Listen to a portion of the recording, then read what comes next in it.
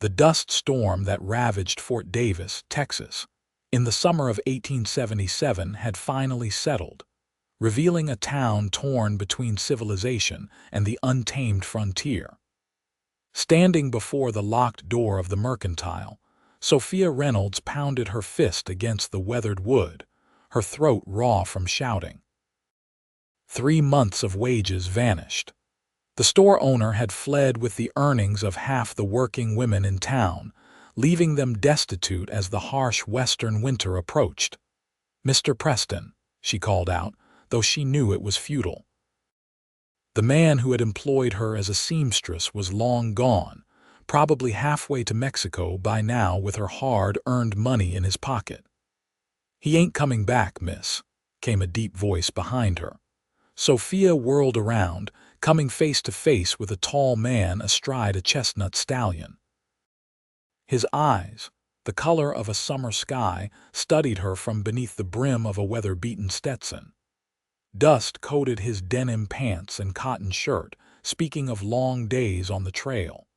Despite his rugged appearance, there was something gentle in his expression. "And who might you be to tell me such things?" Sophia demanded, her voice cracking with emotion. Her auburn hair had come loose from its pins, framing a face flushed with frustration. "Ethan Evans," he replied simply, dismounting with the fluid grace of a man who'd spent his life in the saddle. "I rode into town yesterday. Word is Preston skipped out with a heap of folks' money." Sophia's shoulders slumped. "He took my wages, 3 months' worth. I have nothing left." Ethan studied her for a long moment. His next words would change both their lives forever. "Then take my ranch as your own." Sophia stared at him, certain she'd misheard. "I beg your pardon, my ranch," he repeated. "The Double E about 10 miles west of here. I need help running it and you need somewhere to go." "Sir, I don't even know you," Sophia replied, stepping back.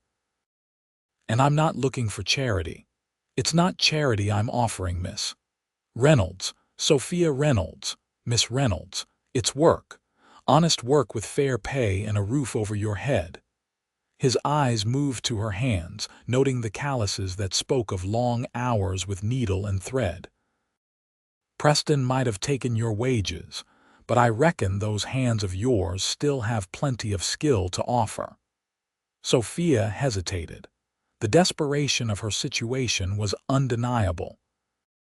Her room at the boarding house was paid only through the week, and without her wages, she faced homelessness in a frontier town where a woman alone had few respectable options. "Why would you help a stranger?" she asked, suspicion evident in her tone. Ethan's weathered face softened. "Because when I first came to Texas, someone did the same for me. Now I'm just passing along the kindness." He extended his hand. "What do you say, Miss Reynolds? At least come see the place before you decide." Against her better judgment, Sophia found herself nodding. "I'll come look," she agreed cautiously, "but I make no promises beyond that." "Fair enough," Ethan replied with the hint of a smile. "Can you ride?" "Not well," she admitted. "Then you'll ride with me. We can fetch your belongings after you've seen the ranch." As they rode out of Fort Davis, Sophia clung to Ethan's waist, wondering if she'd lost her mind. The vastness of the Texas landscape stretched before them, rolling hills, scattered mesquite, and in the distance, mountains that seemed to touch the endless blue sky. The Double E Ranch materialized after nearly 2 hours of riding. A modest but well-maintained homestead with a main house, barn, bunkhouse, and several corrals. "It's not much compared to some spreads," Ethan explained as they dismounted, "but it's good land with clean water. Started it 5 years ago with nothing but a dream and 20 head of cattle." "And now?" Sophia asked, taking in the property. "Now we're up to nearly 200 head. Got some decent horses, too." A wiry man with graying hair emerged from the barn. "Boss, wasn't expecting you back so soon." His curious gaze shifted to Sophia. Sam, this is Miss Reynolds. She might be joining us here at the Double E. Ethan turned to Sophia. Sam Jenkins is my foreman, been with me since the beginning. Sam tipped his hat. Madam, Mr. Jenkins, Sophia acknowledged with a polite nod. Show her around while I see to the horses, would you, Sam? Ethan asked, already leading his stallion toward the barn. As Sam guided her through the property, Sophia began to understand the scope of what Ethan had offered. The ranch house was simple but solid, with 3 bedrooms, a kitchen with an iron cookstove, and a parlor with surprisingly comfortable furnishings. The bunkhouse accommodated 6 ranch hands, though currently only 4 worked at the Double E. So what exactly would I be doing here? Sophia asked as they completed the tour. Sam scratched his chin.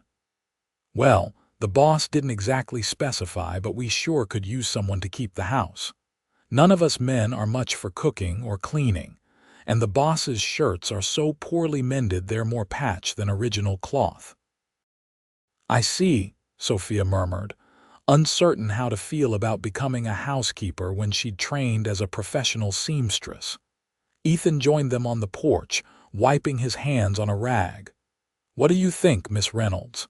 It's a fine property, she acknowledged. But I'm still not clear on your proposition. You want me to work as your housekeeper. I want you to run the household side of the ranch, Ethan corrected. That includes managing supplies, overseeing the cooking, and yes, some cleaning and mending. In exchange, you get room, board, and fair wages, better than what Preston paid, I'd wager. And when you say take my ranch as your own, Ethan's expression turned serious. I mean make it your home, have a say in how things are done.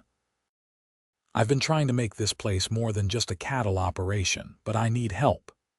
He gestured toward a small garden plot that had clearly seen better days. I want orchards, vegetable gardens, maybe even some chickens for fresh eggs, but I'm gone too often to tend to such things properly. Something in his sincerity made Sophia believe him. Still, caution prevailed. I'll stay for 1 month, she decided. As a trial, if it doesn't work out, you'll take me back to Fort Davis. Agreed, Ethan said without hesitation, extending his hand to seal the deal. As they shook hands, Sophia couldn't help but feel she was stepping into something far bigger than a simple employment arrangement. The way Ethan's eyes held hers a moment too long confirmed her suspicion. The first week at the Double E tested Sophia's endurance and resolve. The kitchen was in dire need of organization, the pantry woefully understocked, and the level of dust throughout the house suggested it had never received a proper cleaning. She rose before dawn each day, worked until her muscles ached, and fell into bed each night too exhausted to dwell on the strange turn her life had taken. Ethan largely kept his distance, rising earlier and retiring later than anyone else on the ranch. When their paths did cross, their interactions remained cordial but brief. She learned more about him from Sam and the other hands than from the man himself. Boss came from nothing, Sam told her one evening as she served a stew that had the men scraping their bowls clean. His pa died in the war, leaving his ma with 5 young'uns and no money. Ethan was the oldest, started working when he was just a boy to help feed his siblings. How did he end up in Texas? Sophia asked, curiosity getting the better of her. Came west after his ma passed. Said he always dreamed of having land of his own. Sam accepted a second helping with a grateful nod. Worked every job you can imagine cowhand mustanger, even tried his hand at buffalo hunting for a spell. Saved every penny until he had enough for a small steak. By the end of the second week, Sophia had established a routine and begun to feel more comfortable at the Double E. The house was clean, meals were served on time, and she'd even planted a small kitchen garden with seeds purchased from her meager savings. Most evenings, she sat on the porch mending clothes by lamplight, enjoying the chorus of night insects and the vast canopy of stars overhead. It was during one such evening that Ethan finally approached her for more than a passing exchange. "You've made quite a difference around here," he said, settling into the chair beside her. "The men are eating better than they ever have, and I swear the house is standing straighter." Sophia smiled despite herself. "Thank you. It's satisfying work seeing improvements day by day." She held up the shirt she was mending. "Though I must say, Mr. Evans, you're particularly hard on your clothing." "Hazard of the job," he replied with a slight smile. "And please call me Ethan. Mr. Evans makes me look over my shoulder for my father." "Very well, Ethan. Then I insist you call me Sophia." A comfortable silence settled between them as Sophia continued her mending and Ethan sipped from a tin cup of coffee. "May I ask you something, Sophia?" he finally said. She nodded, her needle pausing mid-stitch. "What brought you to Fort Davis in the first place? You don't strike me as someone born to frontier life." Sophia considered how much to share. "I came from Philadelphia 2 years ago. My parents died of influenza, leaving me with few prospects. An advertisement in the newspaper sought skilled seamstresses for a growing mercantile in the West. It promised good wages and opportunity." She sighed. "The opportunity part proved elusive, but the work was steady until Mr. Preston absconded with our wages." "You're a long way from home," Ethan observed. "I have no home," Sophia replied quietly. "Not anymore." Ethan's gaze turned toward the distant mountains, now mere silhouettes against the darkening sky. "I know that feeling." Another silence fell, this one weighted with shared understanding. "I'm riding out tomorrow," Ethan announced, changing the subject. "Taking some of the men to the north pasture to check on a new watering hole we've been digging. Might be gone a few days." "I'll keep things running here," Sophia assured him. He nodded, rising from his chair. "I know you will." He hesitated, then added, "It's good having you here, Sophia." As he walked away, Sophia felt a strange tightness in her chest. The realization that she'd miss his presence caught her by surprise. The next morning, Sophia woke to find a small wooden box outside her door. Inside was a beautiful silver thimble and a note in Ethan's bold handwriting. "Saw this in town last week. Thought it might be useful." She slipped the thimble onto her finger, finding it a perfect fit. Such a small gesture. Yet it moved her deeply that he'd noticed her worn leather thimble and thought to replace it. With Ethan and 3 of the hands away, the ranch felt eerily quiet. Sophia used the time to tackle projects that required more space and time, washing all the linens, reorganizing the pantry, and taking inventory of supplies needed from town. Sam remained behind with one other hand named Miguel to tend to the immediate needs of the ranch. On the afternoon of the second day, Sophia was hanging laundry when she spotted a cloud of dust approaching from the east, the direction of Fort Davis, not the north pasture where Ethan and the others had gone. "Sam." She called out, a sense of unease growing as the dust cloud drew closer, revealing 3 riders. The foreman appeared from the barn, rifle in hand.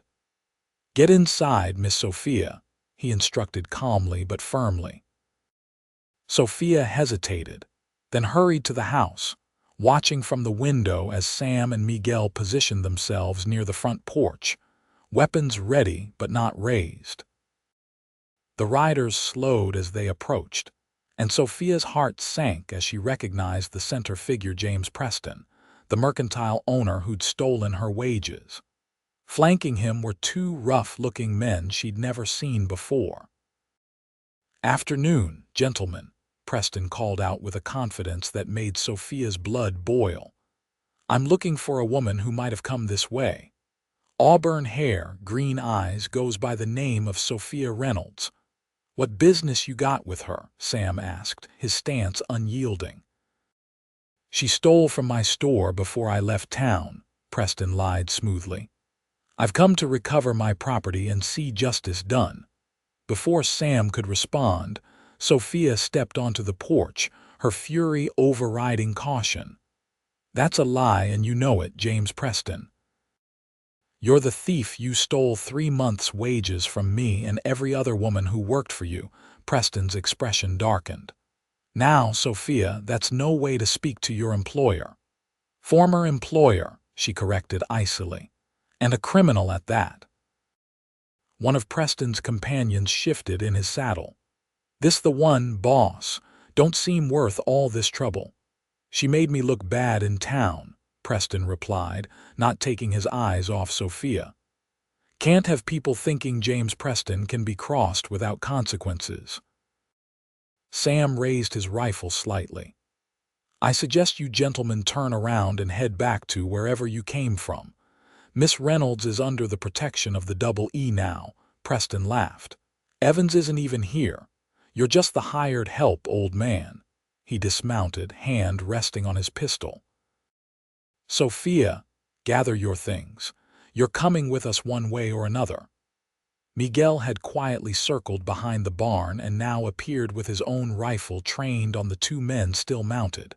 "3 against 3, he called out. "Not good odds for you, senors." The standoff stretched for several tense moments until the distant sound of hoofbeats drew everyone's attention. Riding hard from the west came Ethan and his men, clearly having spotted the confrontation from afar. Preston's confidence visibly faltered, but he held his ground until Ethan reined his horse to a stop mere feet away, dust billowing around them. "Preston," Ethan acknowledged coldly, dismounting in one fluid motion. "Heard you'd left town." "Just tying up loose ends, Evans," Preston replied, trying to maintain his composure. "This woman worked for me. She's coming back to settle her accounts." "Is that so?" Ethan stepped closer, his height advantage noticeable as he looked down at the merchant. "Funny, I heard it was you who owed her money." Sophia stepped forward. "He took 3 months' wages from me and the other women at the mercantile, claimed he was going to the bank in El Paso but instead cleaned out the safe and ran." Ethan's expression hardened further. "Seems to me you're the one with accounts to settle, Preston." He glanced at the merchant's companions. "You boys might want to consider if this fight is really yours. Preston here has a habit of letting others take the fall for him." One of the men shifted uncomfortably. "I was just hired to ride along, mister. Didn't sign up for no shootout." "Smart man," Ethan commented. Preston, seeing his advantage slipping away, made a desperate play. "The woman's lying." The words died in his throat as Ethan's hand shot out, gripping Preston's shirt front and lifting him slightly off the ground. "I don't much care for men who steal, Preston. I care even less for those who steal from women trying to make an honest living." His voice was soft but carried a lethal edge. "Here's what's going to happen. You're going to reach into whatever pocket holds your money and you're going to pay Miss Reynolds what you owe her. Then you and your friends are going to ride away and never come near my ranch or her again." "And if I refuse?" Preston choked out. Ethan smiled, but there was no warmth in it.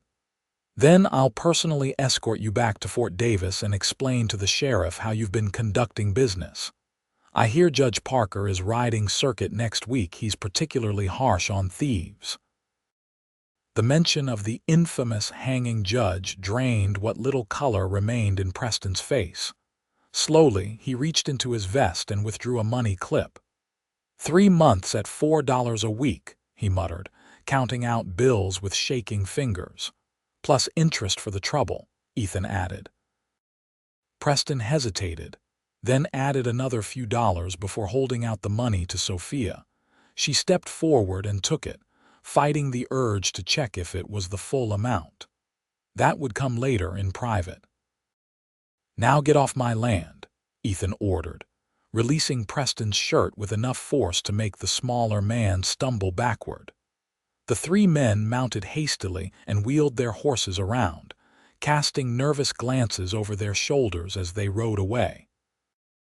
As the dust settled, Sophia realized she was trembling not from fear, but from the aftermath of anger and vindication. She looked up at Ethan, who was watching her with an intensity that made her breath catch. "How did you know to come back?" she asked. "We finished early," he explained, though something in his expression suggested there was more to it. "Good thing we did." "Yes," she agreed softly. "Thank you, Ethan."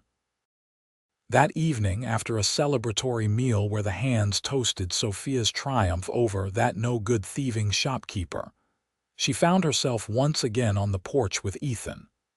"I counted it," she admitted. "It's all there, plus a bit more. I can repay my debt to you now." Ethan looked puzzled. "What debt?" "For taking me in when I had nothing, for the room and board." He shook his head. "That wasn't a loan, Sophia. You've more than earned your keep here. Still, I'd like to contribute something toward the ranch. Perhaps some proper furniture for the parlor, or save your money," Ethan interrupted gently. "You might need it someday." The implication that she might leave someday hung in the air between them. "My month is nearly up," Sophia said quietly, referring to their original agreement. Ethan nodded, his eyes fixed on the horizon. "So it is. I haven't decided yet," she added hastily. "Whether to stay or go." He turned to look at her then, and something in his expression made her heart quicken. "I hope you'll stay, Sophia. The ranch. It's better with you here." Before she could respond, he excused himself and walked away, leaving Sophia to contemplate the growing complexity of her feelings toward both the ranch and its owner. The following weeks brought change to the Double E. With her recovered wages, Sophia ordered fabric from a catalog and began transforming the sparse ranch house into a home. Curtains appeared on windows that had known only shutters. Tablecloths brightened meals. A colorful quilt replaced the worn blanket on Ethan's bed delivered when he was out, with no mention made of it afterward. For his part, Ethan began spending more time at the house. He took his meals with the others instead of grabbing food on the run. In the evenings, he often sat with Sophia on the porch, sometimes talking, sometimes sharing comfortable silence as she sewed and he whittled or repaired tack. They learned each other's stories in these quiet moments. Ethan spoke of his childhood in Kentucky, of his mother's strength in raising 5 children alone after his father died at Shiloh. Sophia shared memories of Philadelphia, of her father's bookshop and her mother's love of music, of the devastation when influenza took them both within a week of each other. "I sold everything except what would fit in one trunk," she told him. "Used the money for a train ticket west and the promise of a new start." "You regret it?" Ethan asked. "Coming west?" Sophia considered the question seriously. "No," she finally replied. "Despite everything Preston's theft, the hardships, I don't regret it. There's a freedom here I never knew back east, a chance to define myself by my own terms." Ethan nodded, understanding in his eyes. "That's what drew me too, the possibility of building something that's entirely my own." As autumn approached, bringing cooler temperatures to the Texas high desert, Sophia found herself thinking less about leaving and more about how to prepare the ranch for winter. Her garden had flourished, providing fresh vegetables for the table. She'd convinced Ethan to purchase chickens, and eggs had become a welcome addition to their meals. One crisp September morning, Ethan approached her as she gathered eggs. "I'm riding into Fort Davis for supplies. Would you like to come along?" Sophia hadn't left the ranch since her arrival nearly 3 months earlier. The prospect of town was both exciting and slightly intimidating. "Yes, I'd like that," she decided. "There are things I need that can't be ordered by post." The ride to Fort Davis was pleasant, the landscape transformed by the gentler autumn light. They talked easily about ranch matters, the condition of the herd, plans for selling some cattle before winter, improvements needed for the corral fencing.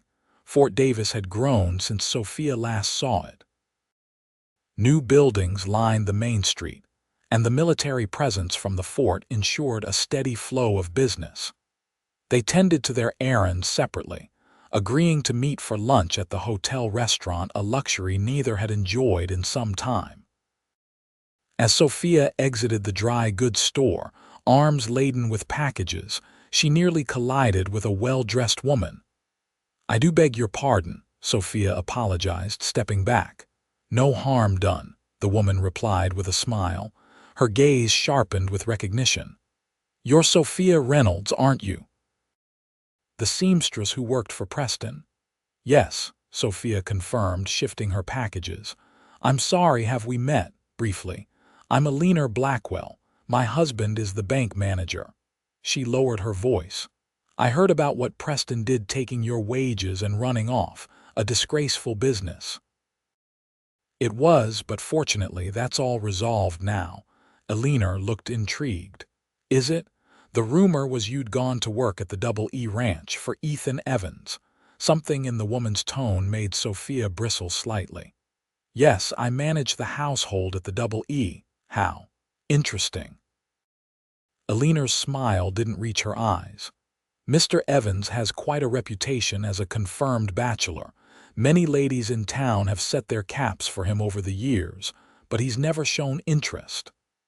"I wouldn't know about that," Sophia replied evenly. "Our arrangement is strictly professional." "Of course," Eleanor said, not sounding convinced. "Well, I should let you get on with your errands. Do give my regards to Mr. Evans." As the banker's wife walked away, Sophia felt unsettled by the exchange. She hadn't considered how her presence at the ranch might be perceived by others. Was she the subject of town gossip? Her discomfort must have shown on her face when she joined Ethan at the hotel restaurant, for he immediately asked what was troubling her. "I ran into Mrs. Blackwell," Sophia explained, keeping her voice low. "She seemed to imply that there might be talk about my living at the ranch." Ethan's expression darkened. "Eleanor Blackwell has too much time and not enough to occupy her mind. Pay her no mind." "But what if she's right? What if people are talking?" He reached across the table, briefly covering her hand with his own before withdrawing. "Sophia, out here, people will always talk. What matters is that you and I know the truth of things." His words comforted her, but the question lingered in her mind. What was the truth of things between them? Their relationship had evolved beyond employer and employee, but its exact nature remained undefined. The matter was still on her mind that evening as they rode back to the ranch, the wagon loaded with supplies.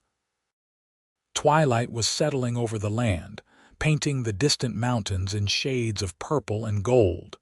"Beautiful, isn't it?" Ethan remarked, following her gaze. "Yes," Sophia agreed. "I never tire of these sunsets." They rode in silence for a while before Ethan spoke again. "I've been thinking about what you said about people talking." Sophia tensed slightly. "Oh, maybe it would be better if you had your own place on the ranch, not the main house." Her heart sank at his words, though she struggled to understand why they affected her so strongly. "I see," she managed. "There's that small cabin near the creek," Ethan continued, seemingly unaware of her distress. "It needs work, but it could be fixed up proper. Give you your privacy." "If that's what you think best," Sophia replied stiffly. Ethan glanced at her, brow furrowed. "You don't sound pleased with the idea." "It's your ranch, Mr. Evans. You must arrange it as you see fit." The formality of her address wasn't lost on him. "We're back to Mr. Evans now?" he asked quietly. Sophia didn't respond, her throat tight with emotion she couldn't articulate. They completed the journey in awkward silence, the easy camaraderie of earlier replaced by a tension that neither seemed able to breach. Over the next week, Ethan and two of the hands began working on the small cabin by the creek. Sophia watched from a distance as they replaced the roof, repaired windows, and added a small porch. She maintained her duties at the main house with rigid efficiency, but the warmth that had characterized her interactions with Ethan was noticeably absent. They spoke only when necessary, their conversations limited to ranch matters. Meals became silent affairs, with Ethan often eating quickly before excusing himself to work on the cabin. Sam, observing the change, approached Sophia one afternoon as she aggressively kneaded bread dough. "That bread dough do something to offend you, Miss Sophia?" he asked mildly. She paused, realizing she'd been working the dough with unnecessary force. "Just being thorough, Sam." The foreman leaned against the doorframe, arms crossed. "Mind if I speak freely?" Sophia gestured for him to continue, wiping flour from her hands. "The boss thinks he's doing right by you with that cabin, giving you your own space, your independence." "I understand that," Sophia replied, though her tone suggested otherwise. "You." "Because from where I stand, you two are misunderstanding each other something fierce." Sam shook his head. "The boss, he's not good with words when it comes to matters of the heart, never has been." Sophia stilled. "Matters of the heart, Lord Almighty, you're as bad as he is," Sam muttered. "Yes, matters of the heart. The man's fallen for you harder than a stone down a well, been clear to everyone except apparently you." Heat rushed to Sophia's cheeks. "That's absurd. He's barely spoken to me all week." "Because he thinks you're upset about him suggesting the cabin." "And you're upset because you think the cabin means he wants you gone from the main house." Sam threw up his hands in exasperation. "Meanwhile, the rest of us are having to tiptoe around both of you like you're rattlesnakes ready to strike." Sophia sank onto a kitchen chair, her mind racing. "I don't know what to do, Sam." The foreman's expression softened. "Talk to him, Miss Sophia. That's all. Just talk to the man." That evening, Sophia finished her kitchen duties early and walked down to the creek where Ethan was still working on the cabin despite the fading light. She stood watching him for a moment, admiring the strength and precision with which he worked. "It's coming along nicely," she called out. Ethan turned, surprise evident on his face. "Sophia." He set down his hammer. "Yes, should be ready in another week or so." She approached slowly, gathering her courage. "May I ask you something?" he nodded, wiping his hands on his pants. "Why did you really offer me this cabin?" Ethan looked away, focusing on the partially completed structure. "Like I said, for your privacy, so people wouldn't talk." "Is that the only reason?" His eyes met hers, searching. "What other reason would there be?" Sophia took a deep breath. "Sam seems to think. That is, he suggested you might have feelings for me, that the cabin is your way of respecting my independence while keeping me close." Ethan was silent for so long that Sophia began to regret her boldness. Just as she was about to apologize and retreat, he spoke. "Sam always did talk too much," he muttered. Then, more clearly, "But he's not wrong." The simple admission sent Sophia's heart racing. "He's not." Ethan set his tools aside and stepped closer to her. "No, he's not. I've never been good with words, Sophia, but I thought my actions might speak for me. When I said take my ranch as your own, I meant it. Not just as a place to work, but as a home, as something we could build together." "Together," Sophia repeated softly. "Yes, but I didn't want to presume. You came here needing work, not—" He gestured vaguely between them. "Not a suitor." Sophia supplied with the hint of a smile. A flush crept up Ethan's neck. "I wouldn't exactly call myself a suitor. I'm just a rancher who happens to find himself thinking about a certain auburn-haired woman far more than is reasonable." Sophia's smile widened. "And if that woman happens to be thinking about a certain blue-eyed rancher with the same frequency." Ethan took another step closer, close enough that she could feel the warmth radiating from him in the cool evening air. "Then I'd say we both have a situation on our hands." Indeed we do, Sophia agreed, her voice barely above a whisper. Slowly, giving her every opportunity to step away, Ethan raised a hand to her cheek. When she leaned into his touch rather than withdrawing, he bent his head and kissed her gently at first, then with growing intensity as she responded. When they finally broke apart, both slightly breathless, Ethan rested his forehead against hers. I should probably mention that I've been planning to ask your permission to court you properly, with the intent of marriage if you'll have me. Sophia laughed softly. Most men propose before they kiss a woman.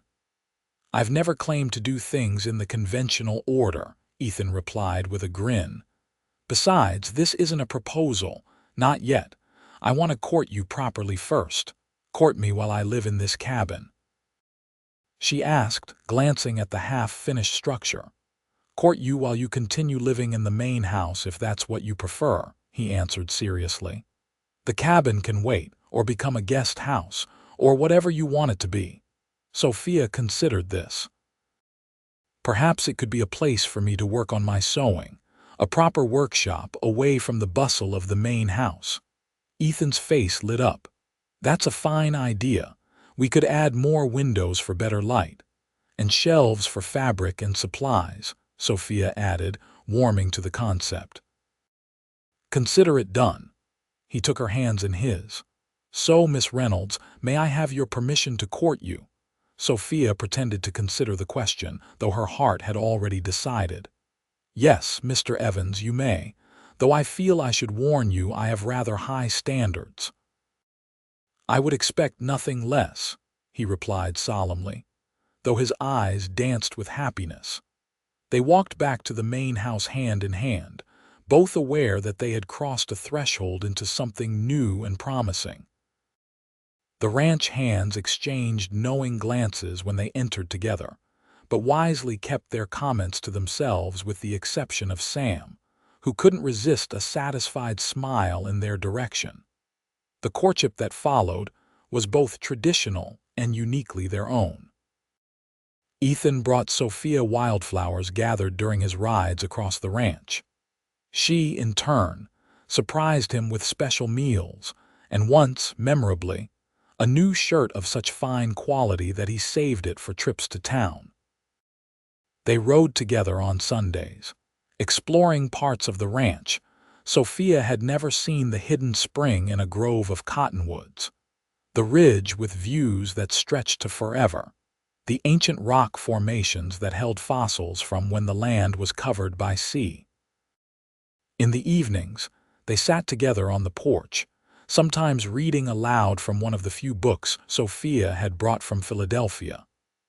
On special occasions, Ethan would bring out his harmonica, and Sophia discovered he played quite well, the haunting melodies of folk songs filling the night air.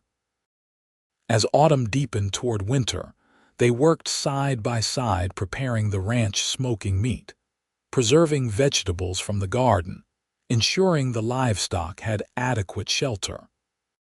Sophia's sewing cabin, as it came to be known, was completed and furnished with a comfortable chair, good lamp, and the shelving she'd requested. It quickly became her favorite place to work, especially when Ethan stopped by with coffee or just to watch her nimble fingers create something beautiful from mere fabric and thread. In late November, a letter arrived from El Paso that changed everything. Ethan had been corresponding with a cattle buyer there, arranging the sale of some of his stock. The buyer's response contained not only an agreement to Ethan's terms but an unexpected proposal. He wants me to bring the cattle to El Paso myself, Ethan explained over dinner. Says he has other business he'd like to discuss in person. What sort of business? Sophia asked. He's not specific but mentions expansion opportunities. Ethan looked thoughtful. It could be a chance to grow the ranch, maybe add some new breeding stock. When would you go? Next week. It's a 5-day journey each way, longer with the herd, he hesitated. I'd like you to come with me. Sophia was surprised. To drive cattle, Ethan laughed. No, not for that part. Sam and the boys can handle the herd. I thought you might meet me in El Paso after the sale is complete. We could stay a few days in the city, perhaps do some Christmas shopping." His expression grew more serious, and I thought, that is, I hoped we might visit a church while we're there. Understanding dawned on Sophia. A church? Ethan reached across the table to take her hand. Yes. To speak with a minister about performing a ceremony, if you're ready for that step. Sophia's heart felt too large for her chest. Ethan Evans, is this your idea of a proposal? He smiled ruefully. A poor attempt at one, perhaps. I had planned something more romantic. Then don't let my question stop you, she replied, her eyes shining with unshed tears of happiness. Ethan rose from his chair and, to Sophia's amazement, dropped to one knee beside her. Taking both her hands in his, he looked up at her with such earnestness that her throat tightened with emotion. Sophia Reynolds, when you came to this ranch, you brought life and light with you. You've made this house a home and this land a place worth working for. I love you more than I ever thought possible, and I want to spend my life building something wonderful with you. Will you marry me? Yes, Sophia answered without hesitation, her voice thick with emotion. Yes, I will marry you, Ethan. He rose and pulled her to her feet, enfolding her in an embrace before kissing her with a tenderness that spoke volumes about his feelings. When they finally parted, both were smiling so broadly it almost hurt. I have something for you, Ethan said, reaching into his pocket. He withdrew a small box and opened it to reveal a delicate gold ring set with a single pearl. It was my mother's.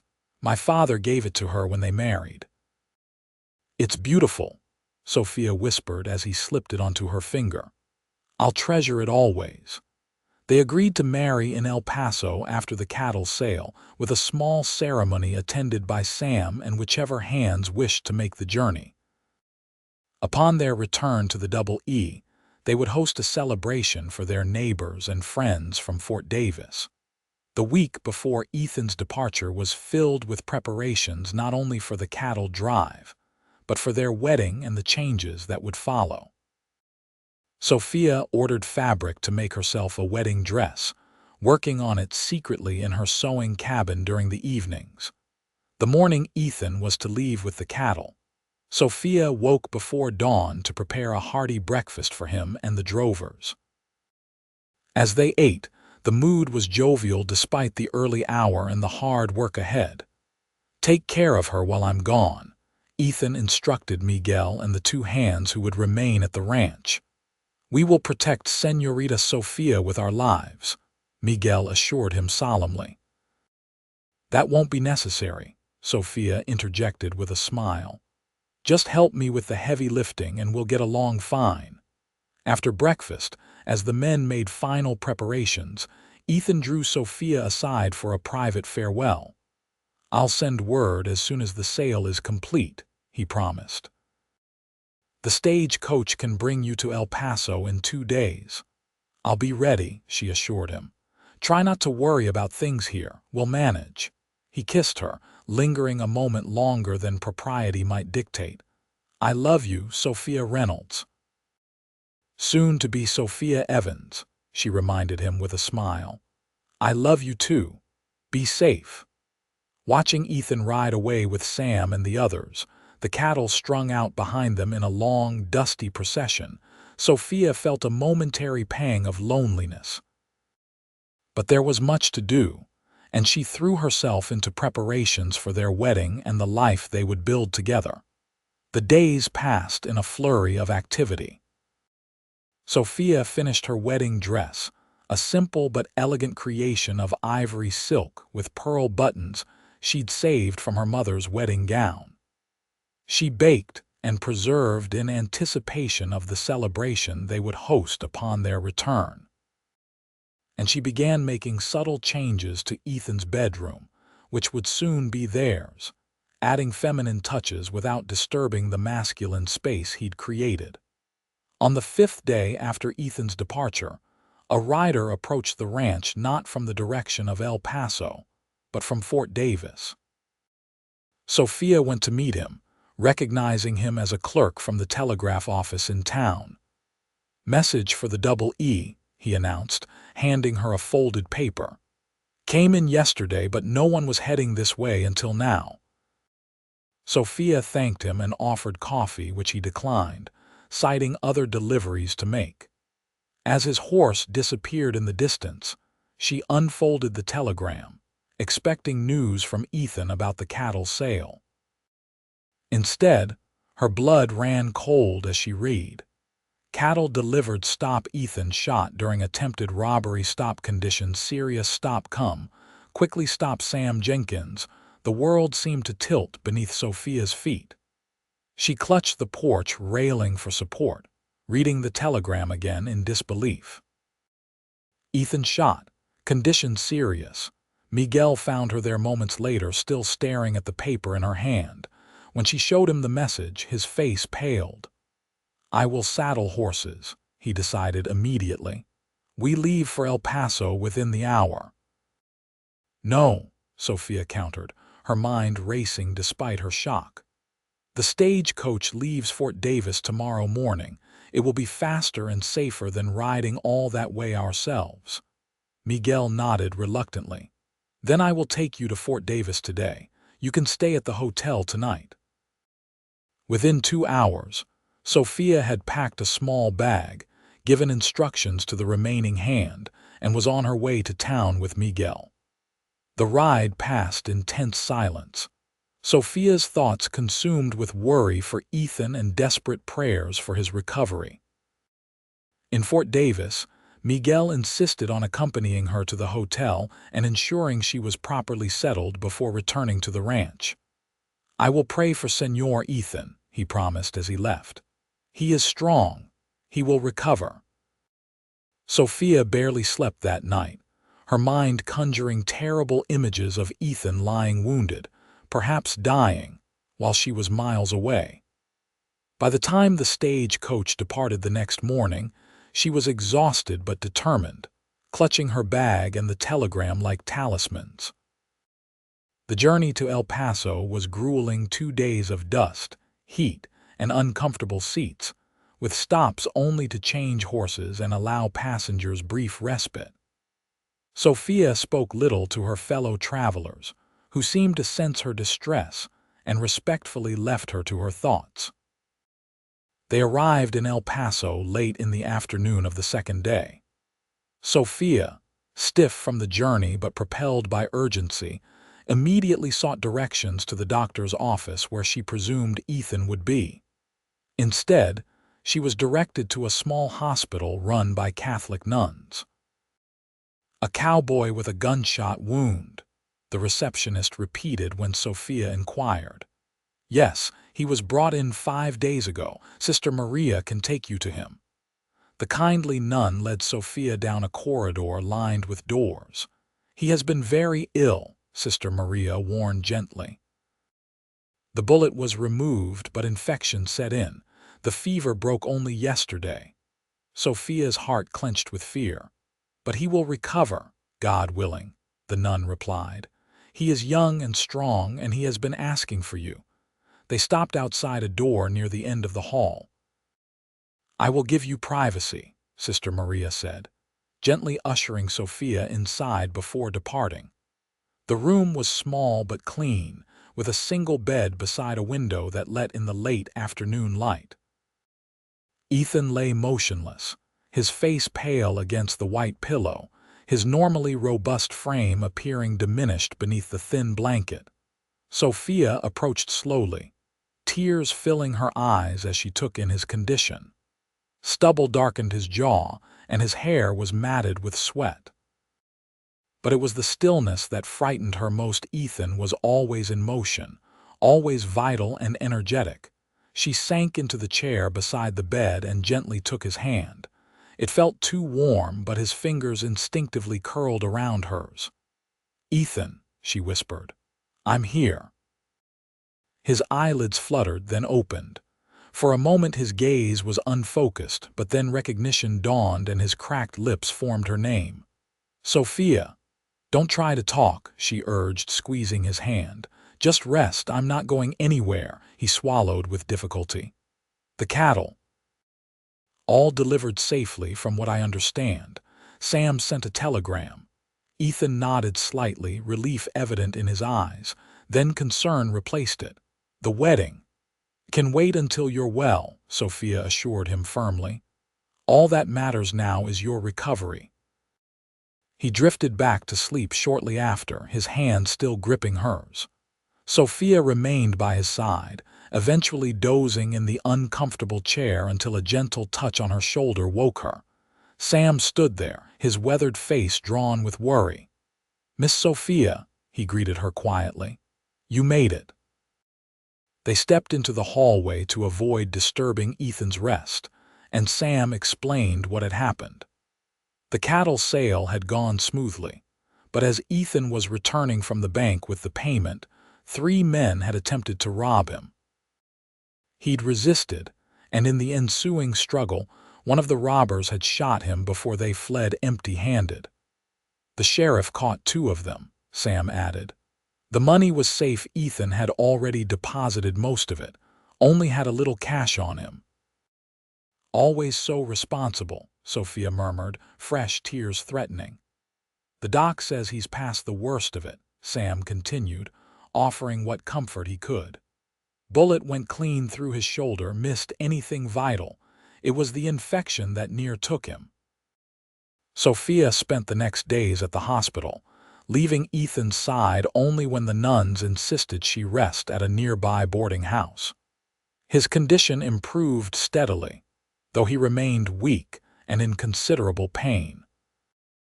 The doctor assured them that with proper care he would make a full recovery, though it would take time.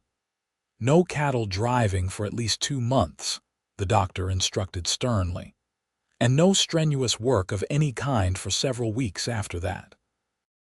Ethan chafed at these restrictions but was too weak to argue effectively. Instead, he focused his limited energy on persuading Sophia not to postpone their wedding. "I nearly died without making you my wife," he told her on the 4th day of her vigil. "I don't want to wait any longer." "But you're in no condition for a ceremony," Sophia protested, "and certainly not for a journey back to the ranch afterward." "We're already in El Paso," he pointed out. "The minister is here. Sam can be our witness, and we can stay in town until I'm strong enough to travel." Sophia hesitated, torn between practical concerns and the desire to honor Ethan's wishes that matched her own heart's longing. "Please, Sophia," Ethan added softly. "After coming so close to losing everything, I need this. I need you." How could she refuse him?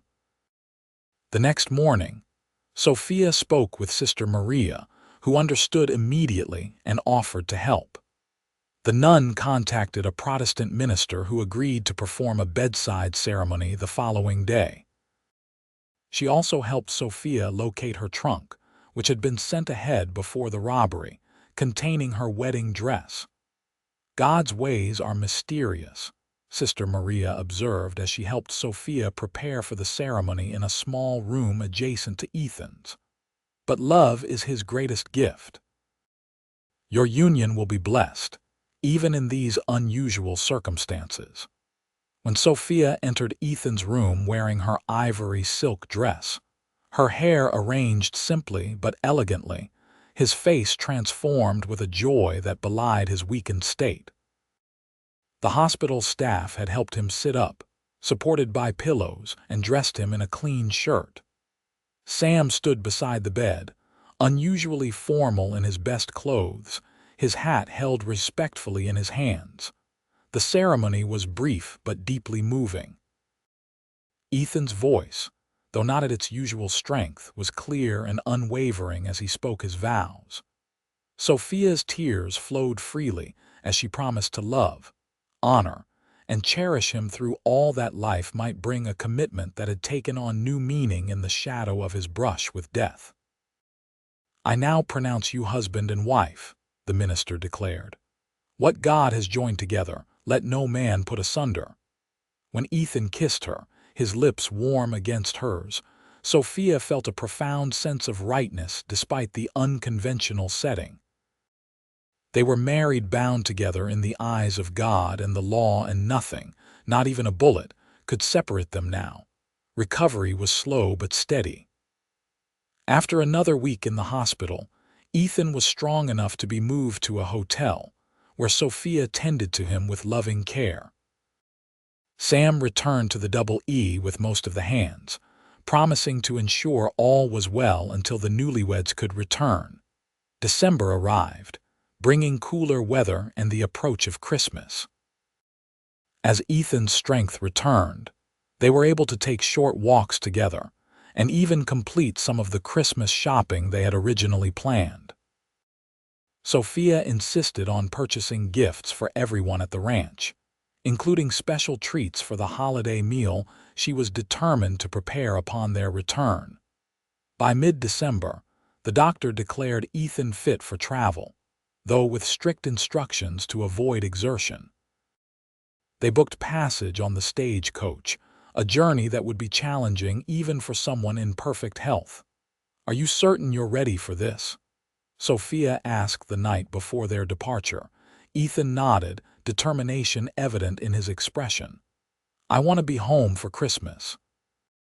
Our first Christmas as husband and wife in our home."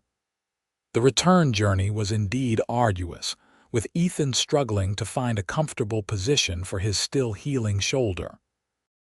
Sophia did what she could to ease his discomfort, offering her own shoulder as a pillow when the road allowed, and ensuring he took the medicine the doctor had prescribed. They arrived in Fort Davis late on December 23rd, both exhausted from the journey. Rather than attempting the additional ride to the ranch that night, they stayed at the hotel, sending word ahead that they would return the following day. Christmas Eve dawned clear and cold, with a crispness to the air that spoke of possible snow, a rare occurrence in that part of Texas. Sam arrived mid-morning with the wagon, his weathered face breaking into a broad smile at the sight of Ethan walking on his own power, albeit slowly. "Ranch has missed you both," he declared as he helped load their trunks and packages, "though Miguel's been trying his hand at cooking. Results have been interesting." The journey to the Double E took longer than usual, with Sam driving carefully to avoid jostling Ethan's healing wound. As they crested the final hill and the ranch came into view, Sophia gasped in surprise. The main house and surrounding buildings had been decorated with pine boughs and red ribbons. A large evergreen stood near the porch, waiting to be brought inside and trimmed. And gathered in the yard were all the hands, plus several neighboring ranchers and their families, a welcoming committee none of them had expected. "What's all this?" Ethan asked, turning to Sam with surprise. The foreman shrugged, a smile playing at his lips. "Might have mentioned to a few folks that you two were coming home today. Word gets around." As the wagon pulled into the yard, a cheer went up from the assembled crowd. Sophia felt tears prick her eyes at the warmth of their welcome, the genuine joy these people showed at their return.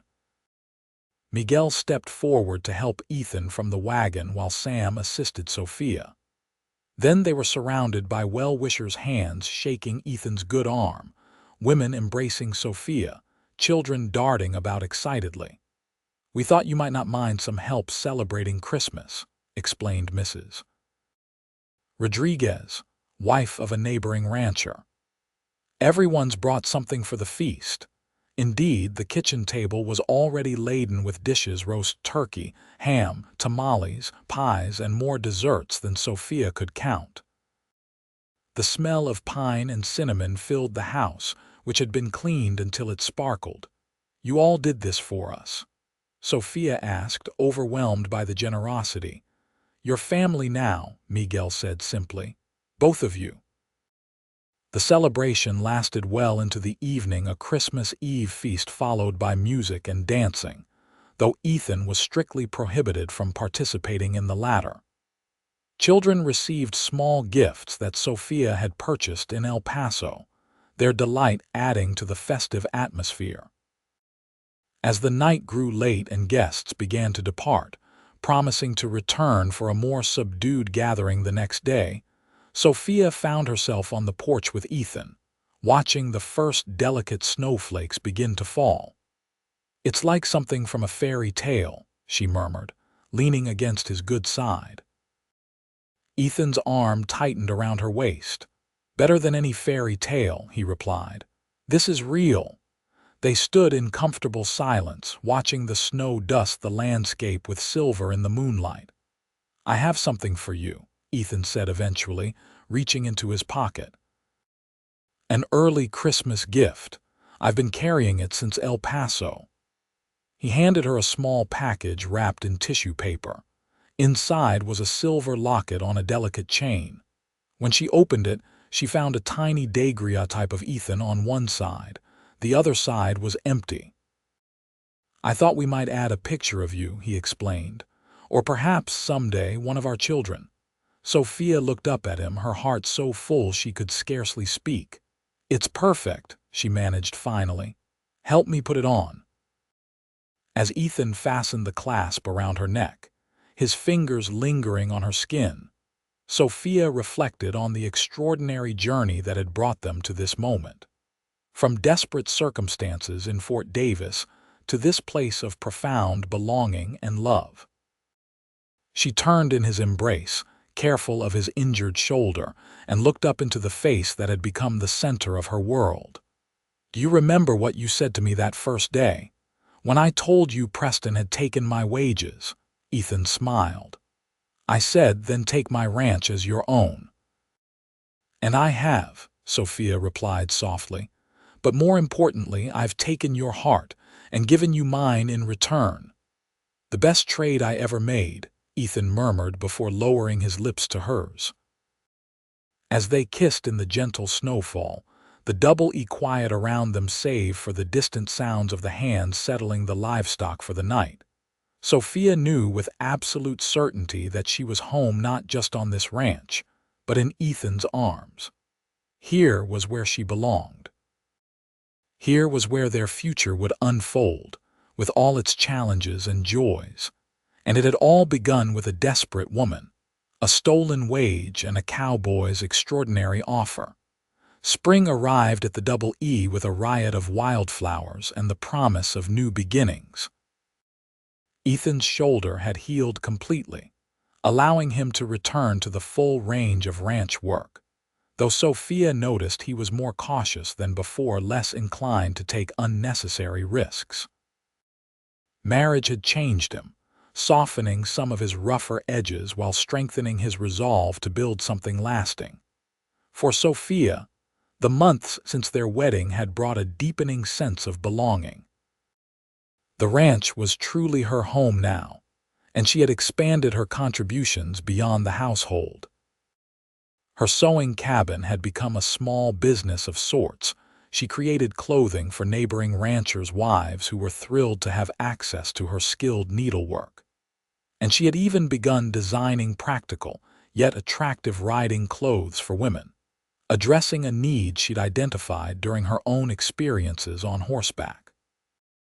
One sunny April morning, as they sat on the porch enjoying coffee before the day's work began, Ethan reached over to take Sophia's hand.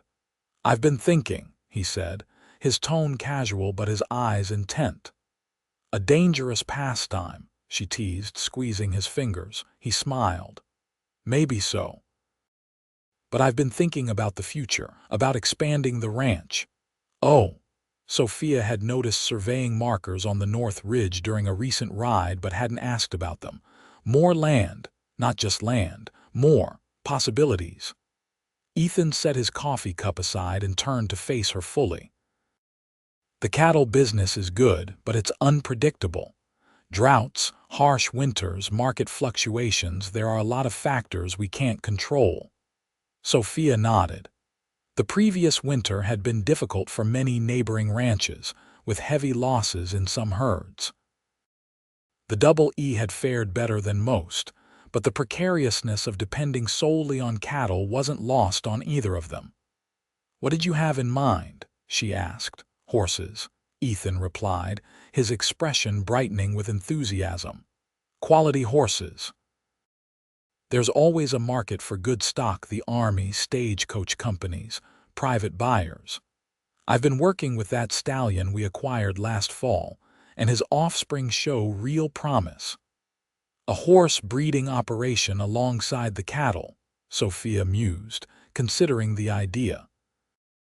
"It would diversify our income." "Exactly," and Ethan hesitated, seeming almost shy suddenly. "I thought it might be something we could build together, something for our children to inherit someday." The mention of children sent a warm flutter through Sophia's chest. They had spoken of having a family, but always in abstract terms of someday. The idea that Ethan was actively planning for that future made her heart swell with love. "I think it's a wonderful idea," she told him sincerely. "I'm not as knowledgeable about horses as you are, but I'm willing to learn." Ethan's smile was radiant. "I hoped you'd say that. I've been corresponding with a breeder in Kentucky who's willing to sell us 2 prime mares. They're expensive, but with the money from last fall's cattle sale and what we've saved since then, we can afford it." The excitement in his voice was contagious, and Sophia found herself caught up in his vision. They spent the rest of breakfast discussing the logistics, where to build the new stables, how to arrange the breeding program, which markets to target. As they were finishing their coffee, Sophia felt a wave of nausea wash over her. She set her cup down abruptly, pressing a hand to her stomach. "Sophia," Ethan's voice was immediately concerned. "Are you all right?" She took a deep breath, waiting for the sensation to pass. "Yes, I'm fine. The coffee just didn't agree with me this morning." Ethan frowned. "That's the 3rd time this week you've felt ill at breakfast. Perhaps we should send for the doctor." "No need," Sophia assured him, though a suspicion was forming in her mind, one that filled her with both excitement and trepidation. "I'm sure it's nothing serious." But the pattern continued over the next few days: morning nausea, unusual fatigue in the afternoons, certain foods suddenly unappealing. Having grown up with a mother who served as a midwife's assistant in Philadelphia, Sophia recognized the signs. She kept her suspicions to herself, wanting to be certain before sharing such momentous news with Ethan. A week later, when her monthly cycle failed to appear, she could wait no longer. That evening, after the ranch hands had retired to the bunkhouse and she and Ethan were alone in their bedroom, she gathered her courage. "Ethan," she began, sitting beside him on their bed, "remember how we were discussing the future, about building something for our children?"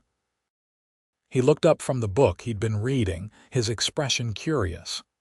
"Yes."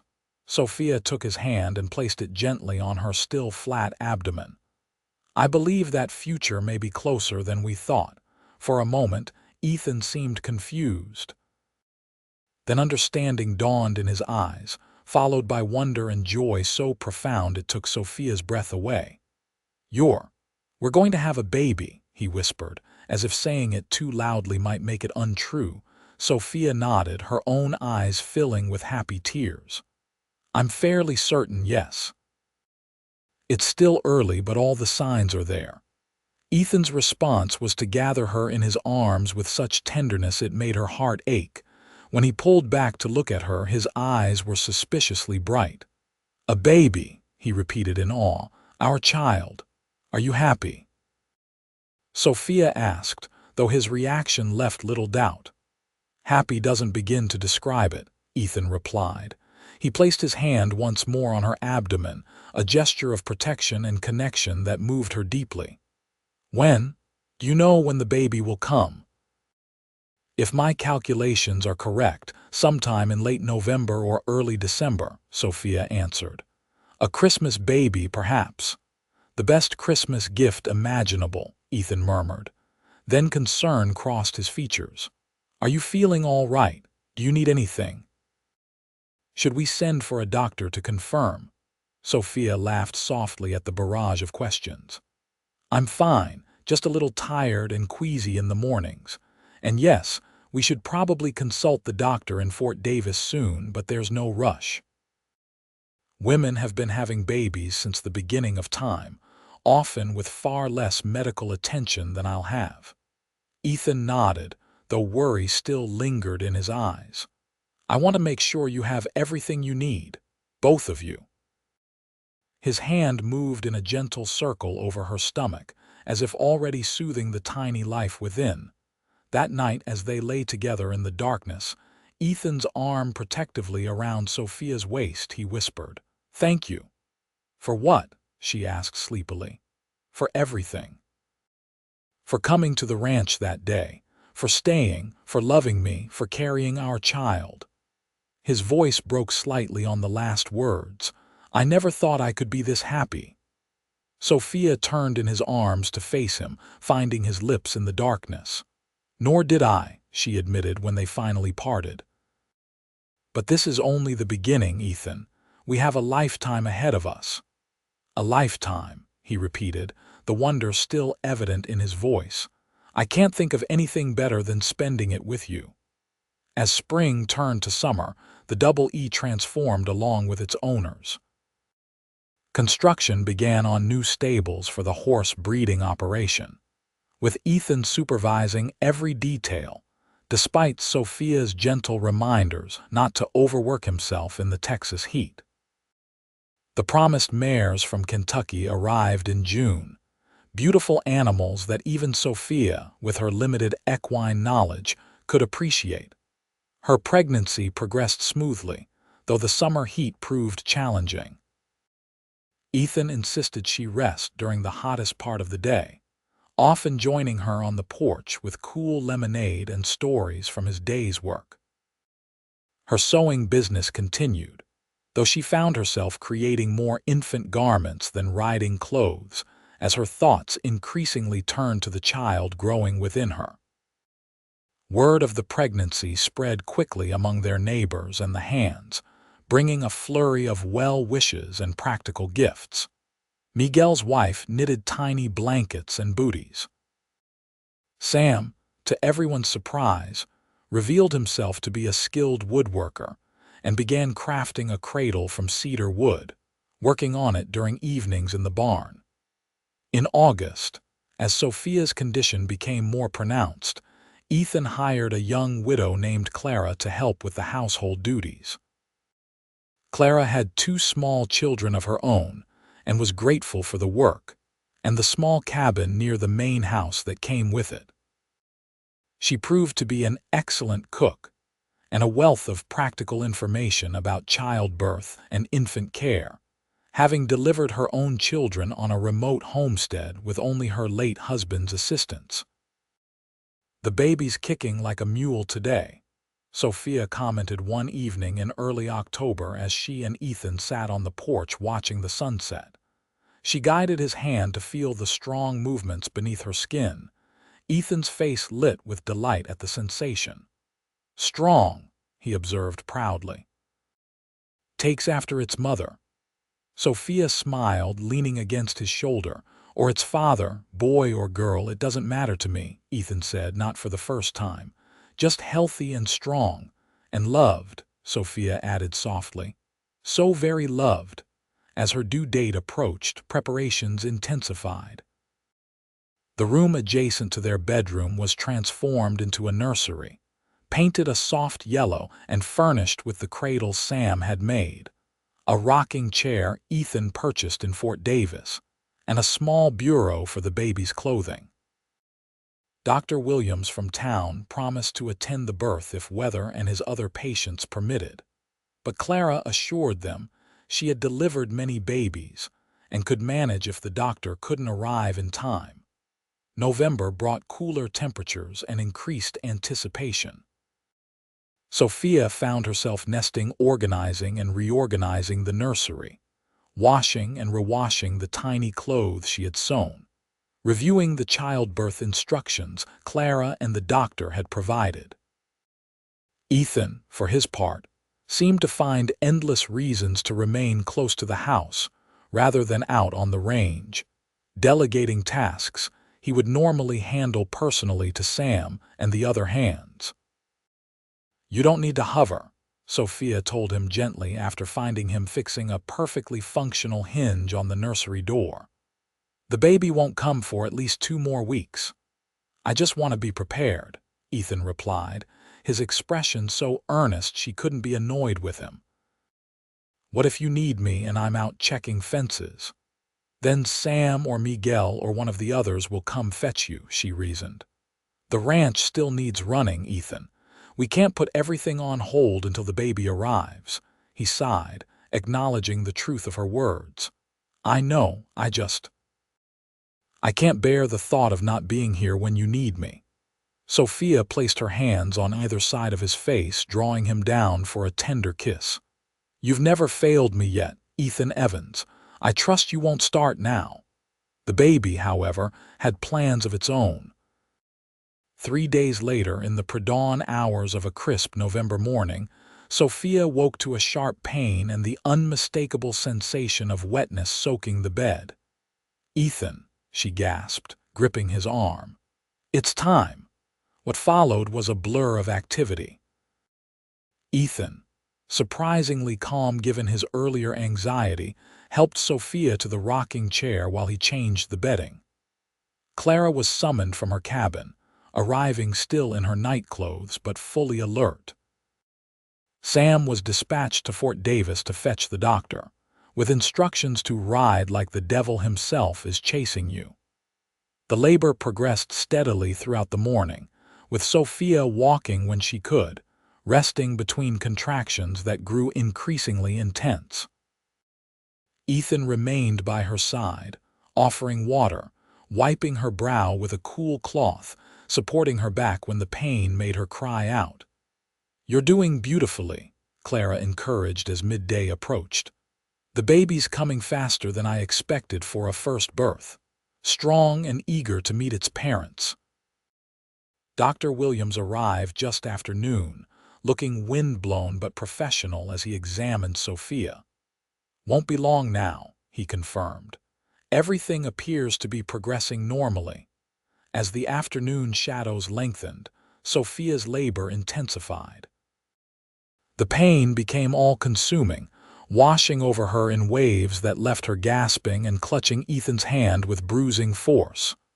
"I can't," she moaned during a particularly powerful contraction. "Ethan, I can't do this." "You can," he assured her, his voice steady despite the fear in his eyes at seeing her in such pain. "You're the strongest person I know, Sophia Evans. Our baby needs you to be strong for just a little while longer." Those words, spoken with such conviction, gave Sophia renewed determination. When the doctor instructed her to push with the next contraction, she gathered her remaining strength and complied, focusing through the haze of pain on bringing their child safely into the world. At precisely 4:17 in the afternoon, on November 14, 1878, after one final, monumental effort, Sophia felt the pressure suddenly release as her baby slipped from her body and into the waiting hands of Dr. Williams. "It's a boy," the doctor announced as the infant's lusty cry filled the room. "A fine, healthy son."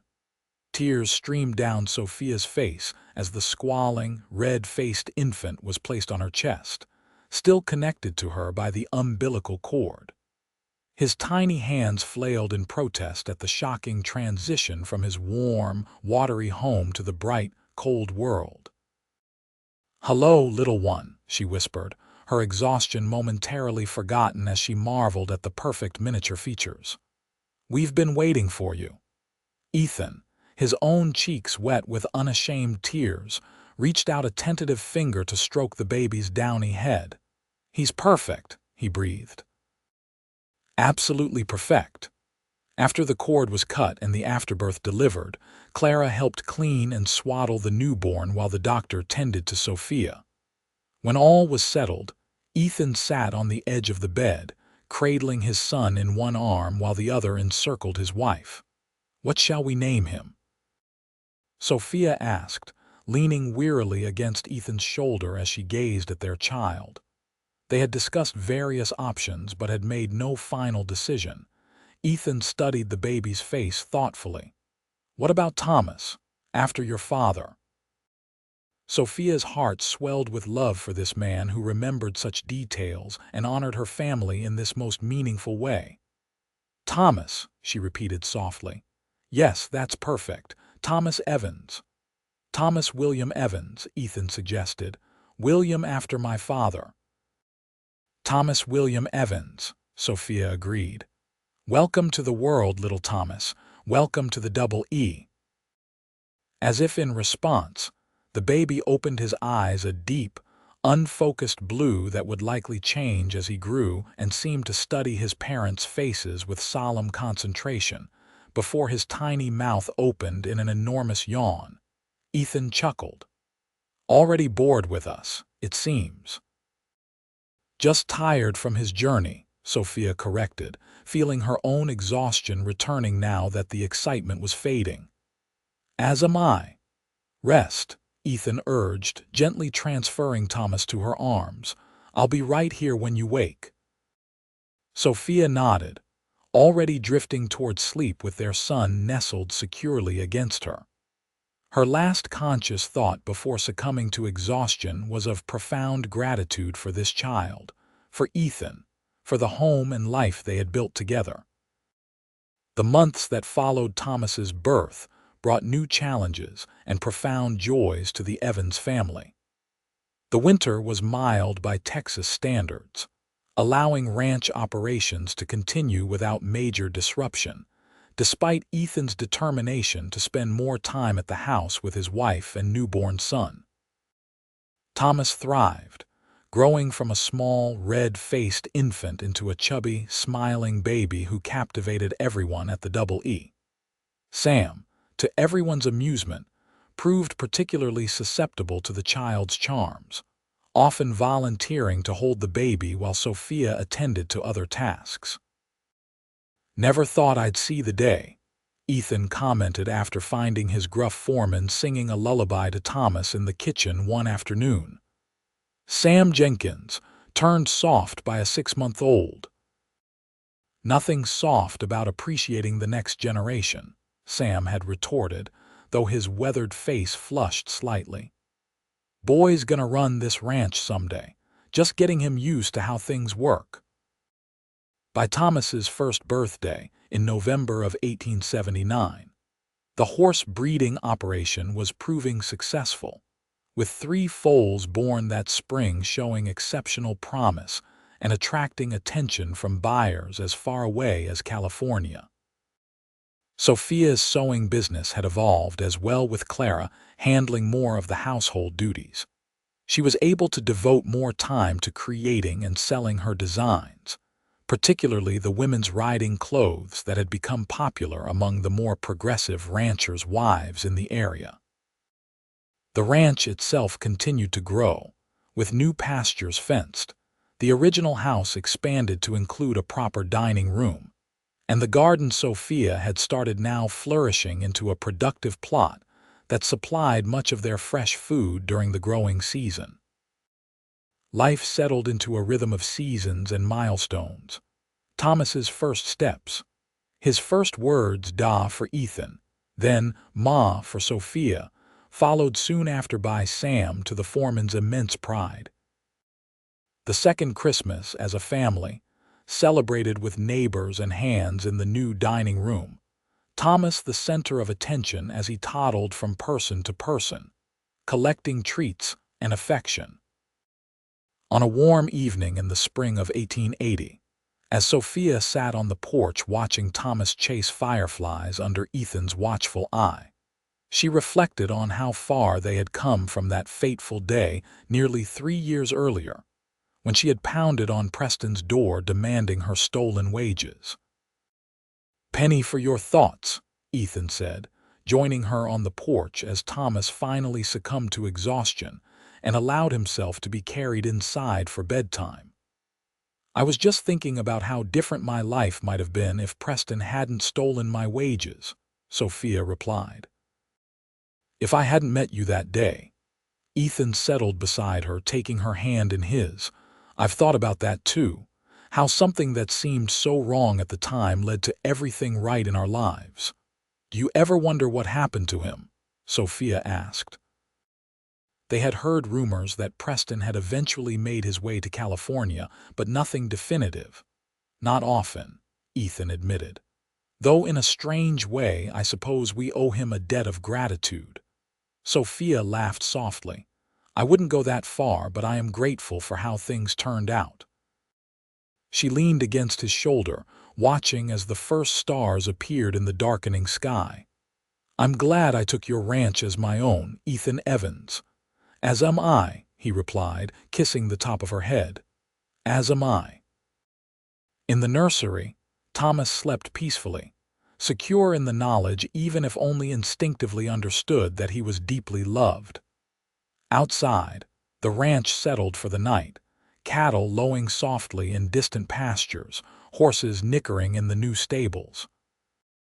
And on the porch, Sophia and Ethan sat together, hand in hand, watching the night unfold over the land they had made their own, a legacy of love that had begun with an offer from a kind-hearted cowboy to a woman in need, and had grown into something more beautiful than either could have imagined.